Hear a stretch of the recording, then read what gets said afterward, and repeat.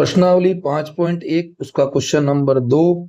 दी हुई एपी के प्रथम 4 पद लिखिए जबकि प्रथम पद ए और सार्व अंतर डी निम्नलिखित है। तो उसका दूसरे का पहला सवाल दिया है ए बराबर 10 और डी बराबर 10। तो यहां हम लिखते हैं ए बराबर 10 और डी बराबर 10। तो A1 बराबर हो गया हमारे पास 10। A2 बराबर होता है A1 प्लस डी। ठीक है, तो ये हो जाएगा हमारे पास A1 दिया है 10 और D का मान भी 10। तो A2 बराबर आ गया हमारे पास 20। A3 बराबर होगा हमारे पास A2 प्लस डी। A2 दिया है 20, D का मान 10 बराबर आ गया हमारे पास 30। A4 बराबर A3 प्लस D। तो ये हो गया 30 प्लस 10 बराबर 40। क्योंकि ये प्रश्नावली 5.1 है, यहाँ पर फॉर्मूले का प्रयोग हम जो है कम करेंगे। तो यहाँ समाधान शेड्यूल लिखते हैं ए पी इस तरीके से 10 20 30 और ये हो गई 40 और ये हो गया हमारा उत्तर। क्योंकि 4 पद हमारे को प्रथम 4 पद हमारे को ज्ञात करने के लिए बोला गया है, तो प्रथम 4 पद जो है हम ज्ञात कर चुके हैं।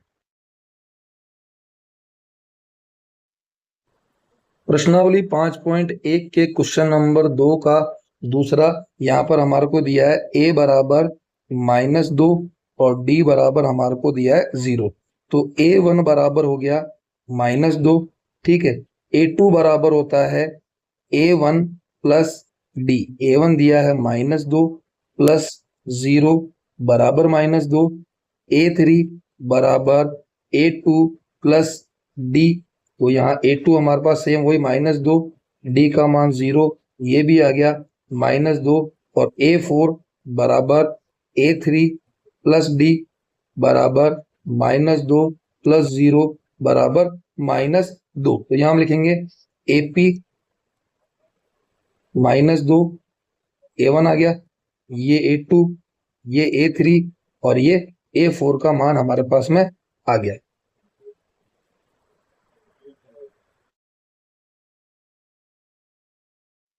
प्रश्नावली 5.1 के क्वेश्चन नंबर दूसरे का तीसरा, जिसमें हमारे को दिया है a बराबर 4 और d बराबर -3। तो a बराबर 4, d बराबर -3। तो A1 बराबर आ गया 4। A2 बराबर होता है A1 प्लस डी। A1 दिया है 4 प्लस -3। तो 4 फिर प्लस -3 बराबर उत्तर आया हमारे पास 1। A3 बराबर A2 प्लस डी। A2 का मान आया हमारे पास 1 प्लस -3। तो ये हो गया 1 -3 बराबर -2। A4 बराबर A3 प्लस डी। A3 का मान आया -2 प्लस -3। तो ये आ रहा हमारे पास -2 और -3 दोनों मिलकर हो गए -5। चारों पद हमारे पास में आ चुके हैं। तो AP 4 1 -2 -5 ये रहेगा हमारा उत्तर।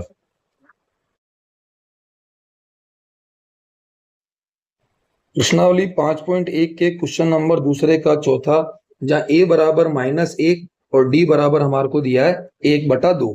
तो a बराबर -1, d बराबर 1/2। तो यहाँ हो जाएगा A1 बराबर -1, A2 बराबर A1 प्लस डी। ठीक है, A1 का मान दिया है -1, D का मान दिया है 1/2। यहाँ बटे में 1 लगाते हैं, फिर लेंगे एलसीएम। एलसीएम आया हमारे पास 2, तो -1 प्लस 1, सॉरी यहाँ आएगा हमारे पास 2 प्लस 1। तो ये आ गया -1/2। चलिए ठीक है। A3 बराबर होता है A2 प्लस डी। A2 का मान आ रहा है -1/2 और D का मान है 1/2। एलसीएम लेना चाहो एलसीएम ले लो, डायरेक्ट यहां से काट के 0 करना चाहो डायरेक्ट काट के 0 कर सकते हैं। ये उत्तर आ गया हमारे पास 0। अगर यहां से भी इन दोनों को काटते तो भी मान 0 ही आता। A4 बराबर होता है A3 प्लस D। तो हमारे को A3 आ रहा है 0 प्लस 1/2 बराबर 1/2, क्योंकि 1/2 ही रहेगा। तो यहाँ लिखेंगे हम AP, पहला पद था हमारे पास -1, दूसरा पद आया माइनस का 1/2, फिर 0 और फिर आया हमारे पास 1/2। ये हो जाएगा हमारा उत्तर।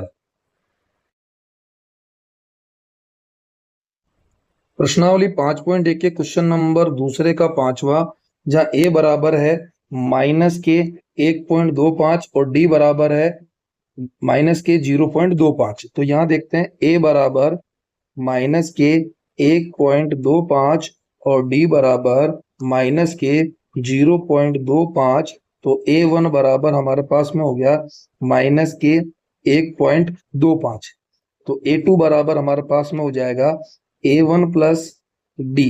A1 का मान दिया माइनस के 1.25 प्लस माइनस के 0.25। तो माइनस के 1.25 प्लस माइनस माइनस 0.25, ये उत्तर आ गया माइनस के 1.50। हमारे पास में जो है उत्तर आ चुका है। ठीक है। A3 बराबर A2 प्लस डी। A2 का मान माइनस के 1.50 प्लस माइनस के 0.25 माइनस के 1.50 प्लस माइनस जो है माइनस हो गया, तो ये बचा माइनस का। यहाँ आ रहा हमारे पास उत्तर माइनस के 1.75। A4 देखते हैं। A4 बराबर A3 प्लस डी। A3 का मान है माइनस के 1.75 प्लस माइनस के 0.25 बराबर माइनस के 1.75 माइनस के 0.25। उत्तर आ रहा है माइनस के 2.00। तो ये हमारी एपी हो जाएगी। एपी पहला पद माइनस के 1.25, दूसरा पद माइनस के 1.50, तीसरा पद माइनस के 1.75 और चौथा पद माइनस के 2.00।